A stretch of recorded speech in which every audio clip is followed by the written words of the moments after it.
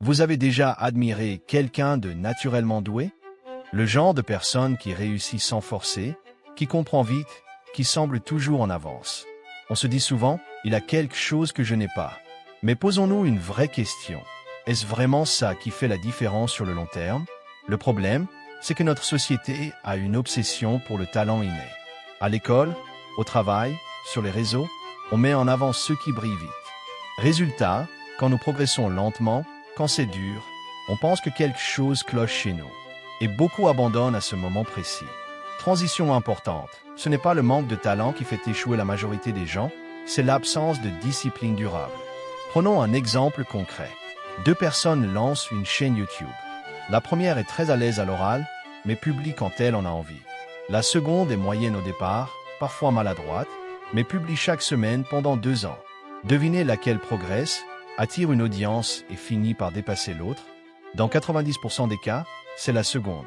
Angela Duckworth, dans Gris, explique que ce qui prédit le succès n'est pas le QI ni le talent brut, mais la capacité à tenir dans la durée malgré l'ennui, la fatigue et les doutes. De son côté, James Clear montre dans Atomic Habits que les résultats visibles viennent d'actions répétées, souvent banales, mais exécutées avec constance. Aujourd'hui, notre promesse est simple. Nous allons vous montrer pourquoi la discipline est un levier bien plus puissant que le talent et surtout comment l'installer concrètement dans votre quotidien. Si ce genre de contenu vous parle, pensez à liker la vidéo, à laisser un commentaire avec votre expérience et surtout à vous abonner pour ne pas rater la suite. On continue tout de suite. On nous a tous déjà dit cette phrase. Lui, il est né avec ça. Un artiste naturel. Un sportif doué. Un entrepreneur qui a le flair. Le problème, c'est que cette idée est fausse et surtout dangereuse. Quand on regarde quelqu'un réussir, on voit le résultat final, pas les années invisibles derrière. On voit le concert, pas les répétitions ratées. On voit le podium, pas les entraînements à 6 heures du matin. On voit la réussite financière, pas les projets morts, les dettes, les nuits blanches.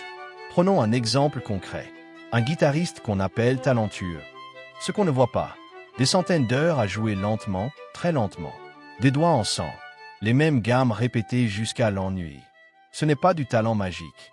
C'est du travail méthodique. Même chose dans le sport. Un footballeur qu'on dit né avec le ballon. En réalité, des milliers de frappes répétées. Des gestes corrigés encore et encore. Des saisons entières à perfectionner un seul mouvement. Mais comme tout ça est invisible, on préfère dire « il est doué ». C'est plus confortable. Et c'est là que le piège se referme sur nous. Parce que dès qu'on croit au mythe du talent, on se raconte cette histoire. Si je n'ai pas ce talent, ça ne sert à rien de commencer. C'est une excuse déguisée. Une excuse élégante pour ne pas essayer. Ou pour abandonner dès que ça devient difficile. On ne dit pas « je ne veux pas faire l'effort ». On dit « je ne suis pas fait pour ça ». Et ça change tout. Le chercheur Anders Ericsson, spécialiste mondial de l'expertise, a justement démonté ce mythe. Dans ses travaux, il montre que les experts ne sont pas ceux qui font beaucoup, mais ceux qui pratiquent de manière délibérée. Attention, nuance crucial. Ce n'est pas juste accumuler des heures. Ce n'est pas répéter en mode automatique. La pratique délibérée, c'est travailler précisément ses faiblesses. Recevoir des retours. Corriger, adjuster, recommencer. Accepter l'inconfort constant. C'est exigeant. C'est souvent frustrant. Et c'est exactement pour ça que peu de gens le font. Ericsson est souvent résumé par la règle des 10 000 heures, popularisée ensuite par Malcolm Gladwell. Mais le vrai message est plus important que le chiffre. La qualité du travail compte plus que le talent initial. Deux personnes peuvent passer le même temps sur une activité. L'une progresse lentement, l'autre devient excellente. La différence? La méthode, pas le don. Un exemple simple. Deux personnes veulent parler en public. La première répète toujours le même discours, sans se corriger. La seconde s'enregistre, analyse ses hésitations, travaille sa voix, son regard, sa posture. Au bout d'un an, l'écart est énorme. Pas à cause du talent, à cause du travail ciblé. Et c'est là que cette vidéo devient importante pour nous. Parce que tant qu'on croit que la réussite dépend d'un don inné, on reste spectateur. Mais dès qu'on comprend que le facteur décisif, c'est la discipline, on reprend le contrôle. Si ce que nous disons te parle, prends 2 secondes. Like la vidéo, ça aide vraiment la chaîne. Abonne-toi si tu veux ce genre de contenu semblable. Et dis-nous en commentaire, dans quel domaine tu t'es déjà dit je n'ai pas de talent? Maintenant, une question essentielle se pose. Si le talent n'est pas ce qui fait la différence, si ceux qui réussissent ne sont pas juste nés comme ça, alors, sur quoi peut-on vraiment compter quand la motivation disparaît et que les résultats tardent à venir? C'est exactement ce qu'on va voir dans la suite. La discipline, ce n'est pas une question de caractère. Ce n'est ni être fort, ni être faible. La discipline, c'est beaucoup plus simple que ça. La discipline, ce sont des actions répétées, conscientes, même quand on n'a pas envie. Pas quand la motivation est là. Pas quand tout est aligné. Juste quand c'est prévu. Et c'est là que beaucoup se trompent. On pense que la discipline vient avant l'action, alors qu'en réalité, elle naît de l'action répétée. Ce n'est pas en attendant de se sentir prêt que quelque chose change. C'est en faisant, même mal, même vite. On surestime presque toujours ce qu'on peut accomplir en une journée, et on sous-estime ce qu'on peut accomplir en un an. James Clear explique très bien cette idée dans Atomic Habits. Selon lui, ce ne sont pas les grands changements spectaculaires qui transforment une vie, mais les systèmes quotidiens invisibles. Prenons un exemple très concret. Si nous écrivons une seule page par jour, même une page moyenne, même sans inspiration, en 30 jours, ça fait 30 pages. En 6 mois, 180 pages. En un an, 365 pages. Un livre entier, construit sans forcer, sans exploit. À l'inverse, attendre le moment parfait pour écrire 50 pages d'un coup mène presque toujours à 0 page. La discipline fonctionne exactement comme les intérêts composés. Les petits dépôts réguliers battent toujours les gros efforts irréguliers. C'est valable partout. 10 minutes de sport par jour battent 2 heures une fois par mois. 15 minutes de lecture par jour battent une résolution annuelle. 20 minutes de travail concentré par jour battent une motivation explosive le lundi matin. La discipline ne récompense pas l'intensité. Elle récompense la constance. Si ce genre d'exemple vous parle, pensez à aimer la vidéo. Ça aide réellement la chaîne à continuer ce travail. Mais ce n'est pas seulement une question de logique ou de bon sens. Il se passe aussi quelque chose de très précis dans notre cerveau. Le cerveau fonctionne par neuroplasticité. Ce que nous répétons souvent devient plus simple, plus automatique, presque naturel. Dire « je ne suis pas discipliné » n'a pas vraiment de sens. Personne ne n'est programmé pour se lever tôt, écrire tous les jours ou s'entraîner régulièrement. On le devient par la répétition. Au début, se lever tôt est pénible. Après quelques semaines, ça devient normal. Pas parce que nous sommes devenus une autre personne, mais parce que notre cerveau a renforcé les circuits associés. James Clear résume ça avec une idée forte. Chaque action est un vote pour la personne que nous devenons. Chaque fois que nous faisons ce que nous avons prévu, même imparfaitement, nous renforçons l'identité de quelqu'un de discipliné. Et chaque fois que nous négocions avec nous-mêmes, nous renforçons l'habitude de repousser. La discipline n'est donc pas un trait de personnalité. C'est une compétence neurologique. Dites-le en commentaire si vous avez déjà constaté ça dans votre propre vie. Reste maintenant la question la plus importante. Comment on commence quand la résistance est énorme? Quand tout en nous dit plus tard? David Allen, dans Getting Things Done, propose une règle extrêmement simple. Si une action prend moins de 2 minutes, on la fait tout de suite. Mais cette règle est encore plus... L'objectif n'est pas de terminer. L'objectif est de commencer. Pas faire du sport, mais mettre ses baskets. Pas écrire un chapitre, mais ouvrir le document et écrire une phrase. Pas méditer 20 minutes, mais s'asseoir et respirer 2 minutes. Pourquoi ça fonctionne? Parce que le cerveau résiste surtout au démarrage, pas à l'action elle-même. Une fois lancé, 2 minutes deviennent souvent 5, 5 deviennent 15. Et même si ça reste 2 minutes, la victoire est là, parce que nous avons renforcé l'habitude.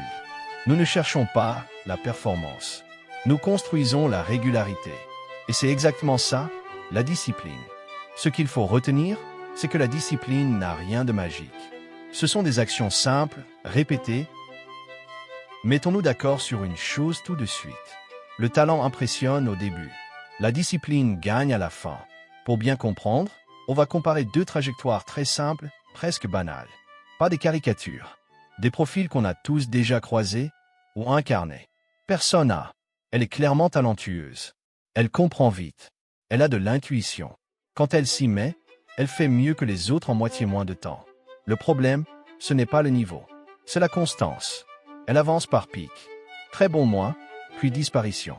Elle dépend de l'envie, de l'humeur, de l'inspiration. Personne B. Au départ, rien d'exceptionnel. Elle galère même un peu. Elle met plus de temps à comprendre. Mais elle a une chose, un cadre, des horaires fixes, un plan simple. Elle progresse lentement, mais tous les jours. Même quand elle n'a pas envie. Surtout quand elle n'a pas envie. Au bout d'un an, soyons honnêtes. La personne est souvent devant. Elle a encore cet avantage naturel. Mais maintenant, avançons dans le temps. 3 ans passent. La personne a changé de direction 2 fois. Elle s'est lassée. Elle s'est comparée. Elle a attendu le bon moment pour s'y remettre sérieusement. La personne B, elle, a accumulé des heures. Pas des heures spectaculaires. Des heures ordinaires. Mais empilées. 5 ans. L'écart commence à se réduire. La personne B comprend mieux ses erreurs. Elle a vu les mêmes problèmes des centaines de fois. Elle a développé des réflexes. La personne sait exactement ce que décrit James Clear dans Atomic Habits. Il explique que le progrès réel n'est pas spectaculaire. Il est cumulatif. Des petites actions répétées battent toujours les grands élans irréguliers. Le talent crée un pic. Les habitudes créent une trajectoire. Et maintenant, prenons un cas réel. Michael Jordan. On l'utilise souvent mal. On parle de son talent. On oublie le reste. Au lycée, il est coupé de son équipe. Pas assez bon. Pas prêt. Ce n'est pas un mythe. Ce qui change tout, ce n'est pas un don caché qui se révèle par magie. C'est sa réaction. Il s'impose une routine de travail obsessionnelle. Repetitions. Fundamentals. Détails. Encore et encore. Plus tard, même au sommet, il continue. Arriver plus tôt. Partir plus tard. Travailler quand les autres se reposent. Jordan n'était pas seulement talentueux. Il était intransigeant avec ses standards. C'est là qu'on peut faire le lien avec Angela Duckworth et son concept de grille. Elle montre que ce qui prédit la réussite à long terme, ce n'est pas le QI, ni le talent brut. C'est la capacité à rester engagé longtemps sur la même chose, malgré l'ennui, la fatigue et les échecs. Et c'est ça, le vrai message. Le talent peut vous faire démarrer plus vite. La discipline vous permet de tenir quand personne ne regarde. Le talent brille. La discipline construit. Si cette distinction vous parle, prenez 2 secondes. Likez la vidéo, ça aide énormément à la diffuser. Dites-nous en commentaire si vous vous reconnaissez plutôt dans la personne A ou B. Réponse honnête. Et abonnez-vous, parce que dans la prochaine partie, on va voir comment bâtir une discipline concrète, sans motivation, même quand tout va mal. Si on devait résumer la discipline en une phrase, ce serait celle-ci. Ce n'est pas une question de volonté, c'est une question de système. Et c'est là que beaucoup se trompent. Ils attendent d'avoir la motivation. Nous, on va faire l'inverse, on va construire un cadre qui nous force à agir même quand l'envie n'est pas là. Première méthode, la routine ancrée. Le principe est simple, on greffe une nouvelle habitude à une habitude déjà automatique. Pas de révolution, pas de refonte totale de nos journées. Exemple très concret. Chaque matin, nous prenons un café ou un thé. C'est déjà acquis. La discipline commence quand on décide que juste après ce café, il y a 10 minutes de lecture technique, ou 10 minutes d'écriture, ou 10 minutes d'apprentissage ciblé. Pas 1 heure. 10 minutes. James Clear explique dans Atomic Habits que ce sont les petits comportements répétés qui façonnent l'identité. Pas les grands élans héroïques. Nous ne cherchons pas à changer de vie, nous cherchons à verrouiller un enchaînement d'actions. Café lecture. Déjeuner marche de 5 minutes. Dîner préparation du lendemain. La discipline se cache dans ces liens invisibles. Deuxième méthode, le suivi visible. Si nous ne voyons pas nos efforts, notre cerveau les oublie. Un simple calendrier suffit. Chaque jour où l'action est faite, nous cochons. Rien de plus. L'objectif n'est pas la performance, mais la continuité. Jerry Seinfeld utilisait cette méthode pour écrire tous les jours. Une croix sur le calendrier, jour après jour. Très vite, une règle apparaît, ne pas briser la chaîne. Ce n'est pas mystique, c'est psychologique. Nous supportons mal de détruire quelque chose que nous avons construit. Quand nous voyons 10 croix alignées, rater le 11e jour devient coûteux mentalement. Et si ce contenu t'aide à structurer ce genre de système, pense à liker la vidéo, ça aide énormément la chaîne à continuer ce travail. Et dis-nous en commentaire quelle habitude tu veux stabiliser. Troisième méthode, le design de l'environnement. La discipline échoue rarement par manque de courage. Elle échoue par excès de friction. Exemple simple, nous voulons faire du sport le matin, mais nos affaires sont dans un placard, les chaussures introuvables, le sac vide. Résultat, on négocie avec soi-même et on perd. La solution, préparer les affaires la veille. Sac prêt, chaussures visibles. Même logique pour le travail, téléphone hors de portée, onglets inutiles fermés, bureau dégagé. BJ Fogg, dans Tiny Abbey, insiste sur ce point, rendre l'action facile et plus efficace que se motiver. Nous ne devenons pas disciplinés, nous supprimons les obstacles. Chaque décision évitée est une victoire. Quatrième méthode, se pardonner les ratés. C'est probablement la plus sous-estimée. Une journée manquée ne ruine rien. Ce qui détruit la discipline, ce n'est pas l'échec, c'est l'interprétation de l'échec. J'ai raté hier, donc autant abandonner. Non, la règle est simple, jamais 2 jours de suite. Si nous ratons un entraînement, une lecture, une session de travail, la seule obligation est de reprendre le lendemain. Sans culpabilité excessive, sans discours intérieur violent. La discipline durable n'est pas rigide, elle est résiliente. Et c'est là le rappel essentiel, la discipline est un muscle. Personne ne n'est discipliné. Nous l'entraînons ou nous l'atrophions. Chaque action tenue, même petite, renforce ce muscle. Chaque système bien pensé rend l'effort plus léger. Si cette approche te parle, abonne-toi, parce que dans la suite, nous allons montrer comment utiliser cette discipline pour avancer, même quand tout va mal. Et surtout, dis-nous en commentaire, quelle friction vas-tu éliminer dès aujourd'hui? On peut résumer tout ce que nous venons de dire en une phrase simple. Le talent peut ouvrir une porte, mais seule la discipline construit une carrière, une expertise, une vie solide. Et c'est là que beaucoup se trompent. Nous vivons dans une époque qui glorifie le potentiel, mais qui ignore le processus. Le talent impressionne au début. La discipline, elle, décide de la fin de l'histoire. Regardons les faits. Dans Talent is Overrated, Geoff Colvin montre que ce que nous appelons talent est presque toujours le résultat d'années de pratiques délibérées, structurées, souvent ingrates. Les meilleurs musiciens, sportifs ou entrepreneurs ne sont pas ceux qui ont commencé avec un avantage magique, mais ceux qui ont accepté de répéter les mêmes gestes, les mêmes exercices, les mêmes efforts, quand personne ne regardait.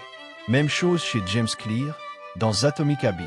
Il insiste sur une idée clé qui va totalement dans notre sens. Ce sont les systèmes quotidiens, pas les objectifs ambitieux, qui produisent les vrais résultats. Nous pouvons vouloir être excellents, reconnus, performants. Mais si nos actions quotidiennes ne suivent pas, rien ne se passe. Et c'est là que la discipline devient décisive. Prenons un exemple très concret. 2 personnes veulent apprendre une compétence rentable, disons le montage vidéo. La première se dit « J'ai du talent créatif, j'attends l'inspiration ». Elle travaille par à-coups, parfois 3 heures, parfois rien pendant 2 semaines. La seconde se fixe une règle simple, 20 minutes par jour, tous les jours, même fatiguée, même sans envie. Au bout de 3 mois, il n'y a plus de débat. La seconde a progressé, accumulé des heures, fait des erreurs. Corriger ses méthodes. La première est toujours persuadée qu'elle pourrait réussir, mais n'a rien de concret à montrer. La discipline, ce n'est pas être dur avec soi. C'est enlever la négociation intérieure. On ne se demande pas « est-ce que j'ai envie ?» On exécute. Et c'est exactement ce que Clear appelle réduire la friction.